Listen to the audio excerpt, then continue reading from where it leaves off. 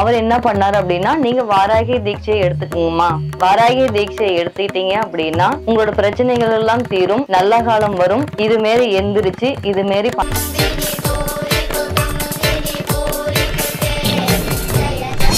வாராகி மந்திரங்களை சொல்ல சொல்ல சொல்ல சொல்ல அவள் எனக்குள் ஊறி, என்னுடைய உதிரத்தில் ஊறி, அனைத்துமே அன்னையே, அனைத்தும் வடிவுமால அன்னையே எனக்கு பெரியவள் என்று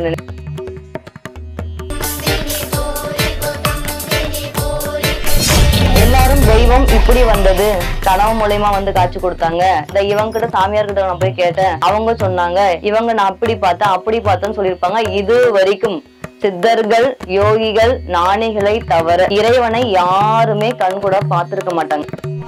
அம்மாவை புடிச்சுக்கணும், அம்மா வந்து விளக்குல பேசுவாங்க, கனவு மூலியமா காட்சி கொடுப்பாங்க, புகை வடிவுல வருவாங்க, இப்படி எல்லாம் எனக்குள்ள தோணிட்டு இருந்துச்சு. என் வாராகி தாய் நேர்லயே வந்து காட்சி கொடுத்தாங்க. என்ன காட்சி கொடுத்தாங்க அப்படின்னா, ஒரு செகண்ட் கூட இல்லைங்கம்மா. என்ன பண்ணாங்க அப்படின்னா மறைஞ்சிட்டாங்க. எனக்கு ஒரு ஆச்சரியம், அதிசயம், பயமும் எடுத்துக்கிச்சு. சினிமாலாம் நம்ம பார்த்திருப்போம், சாமி வரும் அப்படியே பவர் புத்திரம் மறைஞ்சிரும். இது சினிமால மட்டும்தான் சாத்தியம். நேர்ல சாத்தியமானா அது என் மூலியமா சாத்தியம். என் தாய் நேரில் வந்திருக்கா, என்னைய பார்த்து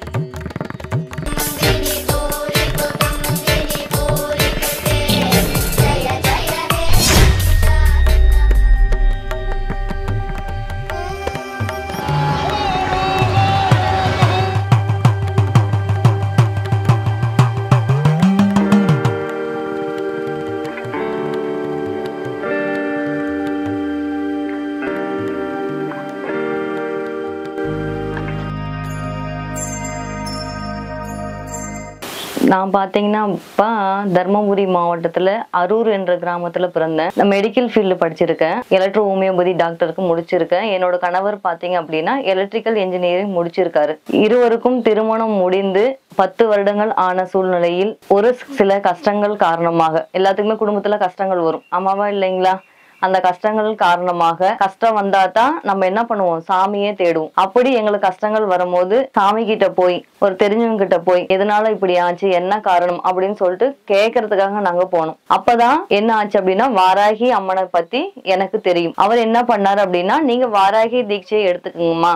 வாராகி தீட்சையை எடுத்துக்கிட்டீங்க அப்படின்னா உங்களோட பிரச்சனைகள் எல்லாம் தீரும், நல்ல காலம் வரும்.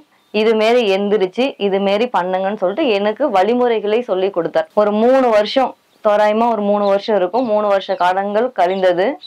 வாராகியை வேண்டி வேண்டி வேண்டி வேண்டி உணவு என்றது மறந்து போச்சு. உடை அழகாக உடுத்தி கொள்ளலாம், அதுவும் மறந்து போச்சு. குழந்தைங்கிட்ட சந்தோஷமா பேசலாம், அதுவும் இல்லை. ஒரு கணவர்கிட்ட அன்பா பேசலாம், அதுவுமே இல்லை. வாராகி மந்திரங்களை சொல்ல சொல்ல சொல்ல சொல்ல அவள் எனக்குள் ஊறி, என்னுடைய உதிரத்தில் ஊறி, அனைத்துமே அன்னையே, அனைத்தும் வடிவுமால அன்னையே எனக்கு பெரியவள் என்று நினைத்து ஒரு முனிவர் போல் வீட்டில் தவத்தில் அமர்ந்திருப்பேன். நேரங்காலங்கள்லாம் கிடையாதுப்பா, குளிப்பேன். எந்த டைம் கிடைச்சாலும் அம்மாவோட மந்திரங்கள் சொல்லிட்டு கண்ணை மூடிட்டு உபாசனையில உட்காந்துருவேன். அந்த 3 வருஷம்ன்றது ஒரு 6 வருஷமா ஆச்சு. அம்மாவோட மந்திரங்கள், உபாசனை பண்றது, தெய்வ மார்க்கத்துல போறது அப்படின்றது பண்ணிட்டே இருக்கும்போது ஒரு நாள் இரவு அதே மாதிரி ஒரு 3 மணிக்கு எந்திரிச்சு குளிச்சுட்டு, சரி நம்ம தவத்துல உட்காந்து அம்மாவோட மந்திரத்தை தியானம் பண்ணலாம் அப்படின்னு சொல்லிட்டு தியானம் பண்ணிட்டே இருந்தேன். அம்மாவோட மந்திரத்தை எல்லாரும் தெய்வம் இப்படி வந்தது, கனவு மூலியமா வந்து காட்சி கொடுத்தாங்க. இந்த இவங்க கிட்ட சாமியார் கிட்ட நான் போய் கேட்டேன், அவங்க சொன்னாங்க இவங்க நான் அப்படி பார்த்தேன் அப்படி பார்த்தேன்னு சொல்லியிருப்பாங்க. இது வரைக்கும் சித்தர்கள், யோகிகள், ஞானிகளை தவிர, என்னது சித்தர்கள், யோகிகள், ஞானிகளை தவிர இறைவனை யாருமே கண் கூட பார்த்திருக்க மாட்டாங்க.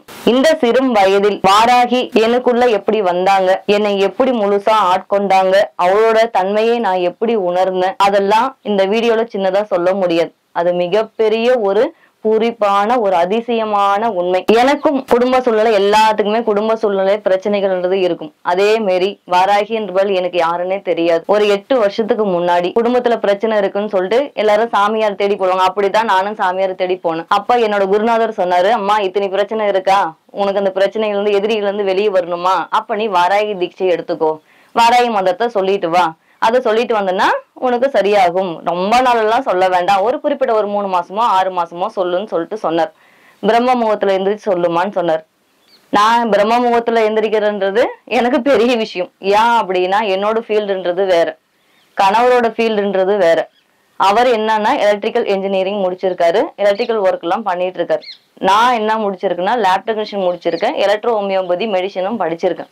அப்ப அந்த லைன்ல போகும்போது ஒரு 7 மணிக்கு எந்திரிப்போம், 8 மணிக்கு எந்திரிப்போம், குளிச்சுட்டு எல்லாம் வேலைக்கு கிளம்பிடுவோம். பிரம்ம முகூர்த்தம் எந்திரிச்சு இவர் பண்ண சொல்றாரு அப்படின்னு சொல்லிட்டு ஒரு எல்லாரும் சொல்லும் போது நம்ம ஏளனமா நினைப்போம் இல்லையா, சரி நம்மளும் சொல்லி பார்ப்போம், குடும்ப பிரச்சனை நிறைய இருக்கு, இது ஒரு தீர்வா இருக்கட்டும் அப்படின்னு சொல்லிட்டு பிரம்ம முகூர்த்தத்துல எந்திரிச்சு கரெக்டா சொல்ல சொல்ல சொல்ல 1 நாள் 2 நாட்கள் ஆச்சு, 2 நாள் 1 வாரம் ஆச்சு, 1 வாரம்ன்றது 1 மாசம் ஆச்சு. டெய்லி எந்திரிக்கிறது, 3 மணிக்கு குளிக்கிறது, சாமி கும்பிடுறது, அந்த சொன்ன மந்திரத்தை மனசுல சொல்லி ருத்ராட்சம் வச்சு தியானம் பண்றது, இப்படிதான் ஒரு மாசமே போச்சு. அதுக்கப்புறம் ஏன் 1 மாசம்ன்றது நம்ம அதிகமா சொல்லக்கூடாது, ஒரு உணர்வு எனக்குள்ள வந்துச்சு.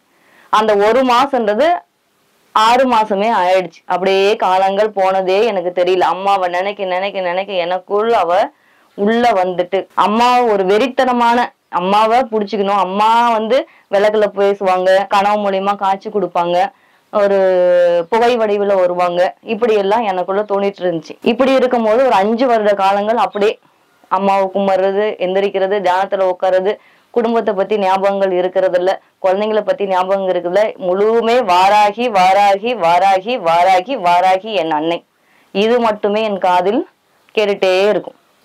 இப்படி இருக்கும் போது ஒரு நாள் 6வது வருஷம் நான் தீட்சை வாங்கி 5 வருஷம் முடிஞ்சு 6வது வருஷம் எனக்கு 3 பெண் குழந்தைகள் இருக்காங்க. நான் என்ன பண்ணேன் அப்படின்னா, கணவர் அடுத்த நாள் நான் பூஜை பண்றேன், அதுக்கு என்ன பண்ண, ஒவ்வொரு நாளும் பூஜைக்கு ஏதாவது ஒண்ணு கிழங்கோ பழமோ ஏதோ ஒண்ணு வாங்கிட்டு வந்து கொடுப்பார். அதே மாதிரி அன்னைக்கு என்ன பண்ணாருன்னா கிழங்கு வாங்கிட்டு வந்து கொடுத்தாரு. நைட் 11 மணிக்கு வேலையெல்லாம் முடிச்சுட்டு எனக்கு தூக்கம் வந்துச்சு. ஏன்னா நான் எந்திரிக்கிறதே 3 மணிக்கு இல்லையா, அப்ப நான் வேரத்துல போய் தூங்கணும் இல்லைங்களா, அதனால அந்த கிழங்க எடுத்துட்டு போய் அம்மா கிட்ட வச்சுட்டு நான் போய் படுத்துட்டேன். காலையில எந்திரிச்சு குளிச்சுட்டு அதே 3 மணிக்கு தியானத்துல வீட்டுல உட்கார்ந்துட்டு இருக்கும் போது என்ன பண்ணாங்க அப்படின்னா, என்னோட நடுப்பொன், எனக்கு 3 பெண்கள்னு சொல்லியிருக்கேன், அதுல 2வது பெண் ரூபத்தில் என் வாராகி தாய் நேர்லயே காட்சி கொடுத்தாங்க. என்ன காட்சி கொடுத்தாங்க அப்படின்னா, அதுக்கு முன்னாடி நான் ஒண்ணு அவகிட்ட கேட்டேன்.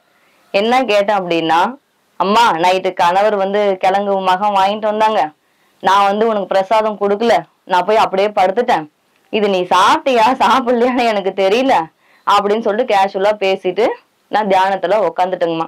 என் 2வது பொன் ரூபத்துல பெட்ரூம்ல இருந்து ஓடி குடு குடு குடுன்னு வந்தாங்க.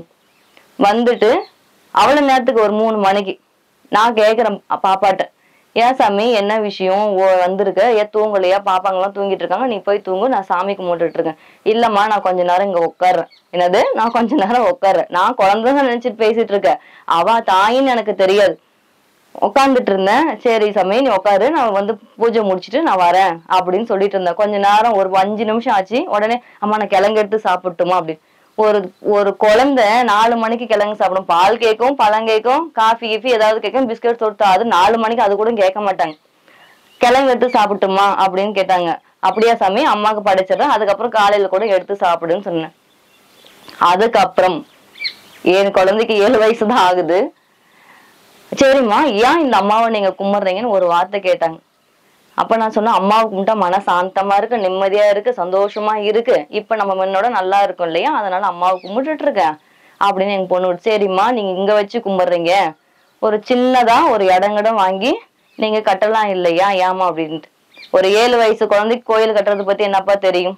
அப்போ எனக்கே ஒரு ஆச்சரியம், என்ன அப்படின்னா 7 வயசு குழந்தை வாராகிக்கு ஒரு கோயில் கட்ட சொல்லுதே அப்படின்னு சொல்லிட்டு. அப்படியா சாமி, நம்ம என்ன சொல்லுவோம் குழந்தைகிட்ட எல்லாம், சரி சரி சாமி அப்படிதான் வாங்கி கொடுக்குறேன், சரி சாமி இப்படிதான் வாங்கி கொடுக்குறோம் அப்படின்னு நம்ம சொல்லுவோம் இல்லையா. அது மாதிரி என் குழந்தைகிட்ட என்ன பண்ணிட்டேன், சரி சாமி அப்படிதான் ஆகட்டும், நம்ம கோயில் தானே கட்டலாம் அப்படின்னு சொல்லிட்டு பின்னாடி சரி நீ போய் படுத்துக்கம்மா அப்படின்னு சொல்லிட்டு குழந்தைகிட்ட சொன்னேன். குழந்தை எந்திரிச்சு நின்றுச்சு, ஒரே செகண்ட் கூட இல்லைங்கம்மா. என்ன பண்ணாங்க அப்படின்னா மறைஞ்சிட்டாங்க. என்ன பண்ணாங்க, மறைஞ்சிட்டாங்க. எனக்கு ஒரு ஆச்சரியம், அதிசயம், பயமும் எடுத்துக்கிச்சு. யார் அப்ப யாரு ஒரே நிமிஷம் பேசிட்டு அந்த செகண்ட்ல யார் மறைஞ்சு போயிட்டாங்க அப்படின்னும் போது எனக்கு ஒரு படபடப்பு ஆயிடுச்சு. ஏமா நீ வாராகம்மா வழிபட்டுட்டு இருக்க, இந்த அம்மாவுக்கு ஏன் நீ ஆலயம், நீ கோயில் கட்டக்கூடாது, நீ கோயில் கட்டி வழிபடலாமா அப்படின்னு சொல்லிட்டு என் பொண்ணு கேட்டான். ஒரு 7 வயசு பொண்ணுக்கு கோயில் கட்டுறதுன்னா என்னன்னு தெரியும், இல்ல கோயில் கட்டி அதுல சிலையை வச்சு வழிபடுறதுன்னா என்னன்னு தெரியும். எனக்கு அப்பவே ஒரு சந்தேகம் மட்டும்தான். ஆனா அம்மா வந்து சாமி வந்து நேர்ல பேசுறோம் பண்ணிரும் செய்யறோம் அப்படி சத்தியமா எனக்கு நம்பிக்கைலாம் அதெல்லாம் இல்ல. கனவு மூலியமா வருவாங்க, பேசுவாங்க, பண்ணுவாங்க, தீபத்துல வருவாங்க, தேங்காய் மூலியமா வருவாங்க, யாரோ ஒரு பெரிய ஆளுங்க வராங்க, அவங்க மூலியமா வந்து ஒரு சில வார்த்தைகள் பேசுவாங்க, ஒரு சாமியார் மூலியமா வந்து ஒரு சில வார்த்தைகள்ன்றது பேசுவாங்க. இதுதான் இப்பயும் நடந்துட்டு இருக்கு. அப்ப எனக்கு ஒரு ஆச்சரியம், சரி சாமி அப்படிதான் கட்டலாம், நீ போய் எல்லாம் படுத்து தூங்குறாங்க, நீங்க போய் படுத்து தூங்குங்கன்னு சொல்லிட்டு நான் சொல்லிட்டேன்.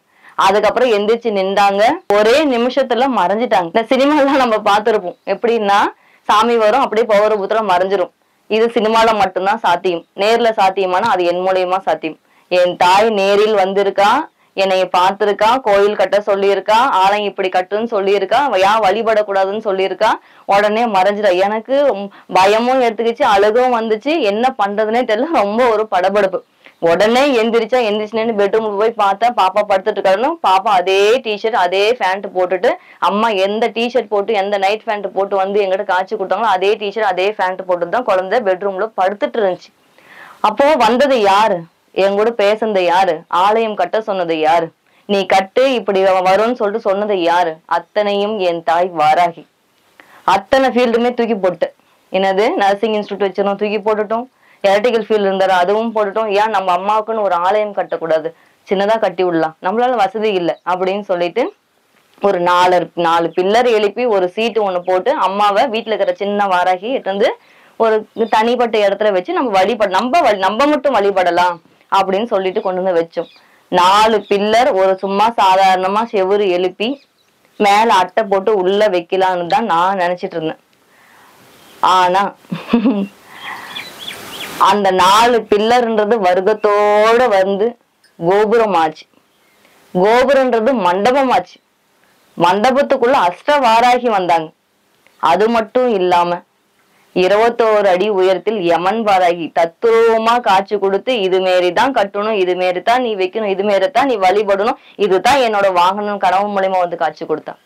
அதுக்கப்புறம் தான் 21 அடி உயரத்துல யமன் வாராகி மண்டை ஓட்டு மாலை போட்டு அவ்வளவு கம்பீரமா வச்சிருக்கும். அதோட விட்டாளா அப்படின்னு பார்த்தோம் அப்படின்னா இல்ல, அவளோட கம்ப்ளீட் ஆகல, அவளோட ஆசைகள் கம்ப்ளீட் ஆகல. எனக்கு இதோட நிக்க வேண்டாம், எனக்கு 108 அவதாரங்கள் இருக்கு, வெளி உலகத்துக்கு அது தெரியாது, எல்லாரும் என்னை ஒரு அவதாரம் தான் நினைச்சிட்டு இருக்காங்க, அந்த 108 அவதாரமும் இந்த இடத்துல நீ வைக்கணும், அதுவும் இந்த கோலத்தில் வைக்கணும், அதுக்கு இந்த பேர் தான் அதுக்கு. நான் எத்தனை தோஷங்கள் இருந்தாலும் இந்த இடத்துல வந்து பண்ணாங்க அப்படின்னா, அபிஷேகம் பண்ணி வேண்டிக்கிட்டாங்கன்னா அத்தனை தோஷங்களும் கழியும் அப்படின்னு சொல்லிட்டு ஒரு பரிகார ஸ்தலமா, ஒரு படை வீரன் படை தளபதி எப்படி வாராகி அம்மன் அப்படி இருக்காங்க, அப்படி படை தளபதியா ஒவ்வொரு அவதாரம் கொண்டு 108 வாராகி அம்மாவா இந்த தருமபுரி மாவட்டத்துல பாலக்கோட்ல இந்த இடத்துல சின்ன கிராமத்துல அமைஞ்சிருக்காங்க. ரொம்ப சந்தோஷமா இருக்கு, மனப்பூரிப்பா இருக்கு.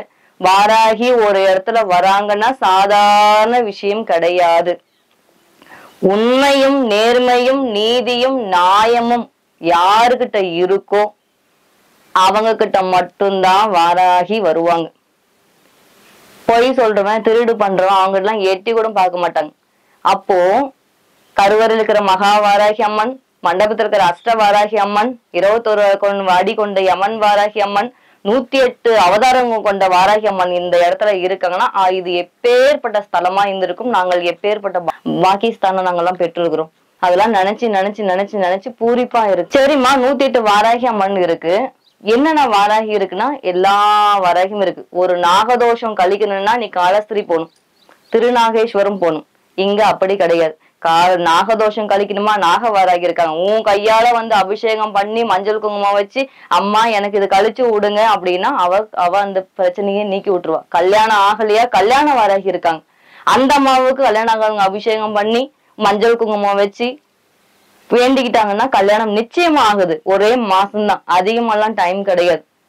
ராகு கேது வாராகி இருக்காங்க, சனி பகவான் வாராகி இருக்காங்க. சனி தோஷம் பிடித்தவர்கள் இந்த கோயிலுக்கு வந்து சனி வாராகி அம்மாவுக்கு அபிஷேக ஆராதனை பண்ணி வேண்டிக்கிட்டாங்க அப்படின்னா சனி தோஷம்ன்றது நிவர்த்தி ஆகும்.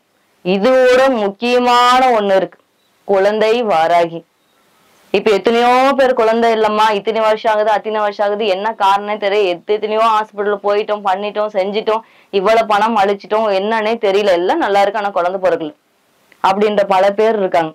இந்த கோயில்ல குழந்தை வாராகி குழந்தையை தன் மடிமேல் போட்டு வச்சு தாளாட்டு பாடி கொண்டிருக்கிறாள். அந்த வாராகி அம்மனுக்கு குழந்தை இல்லாத தம்பதியர் இந்த 108 வாராகி அம்மன் சன்னதிக்கு வந்து குழந்தை வாராகி அம்மனுக்கு பால் அபிஷேகம் செய்து அவங்க கையால மஞ்சள் குங்குமம் வச்சு அம்மா எனக்கு குழந்தை பாக்கியம் தாயேன்னு வேண்டிட்டு போனா 3 மாசம் ஜாஸ்தி.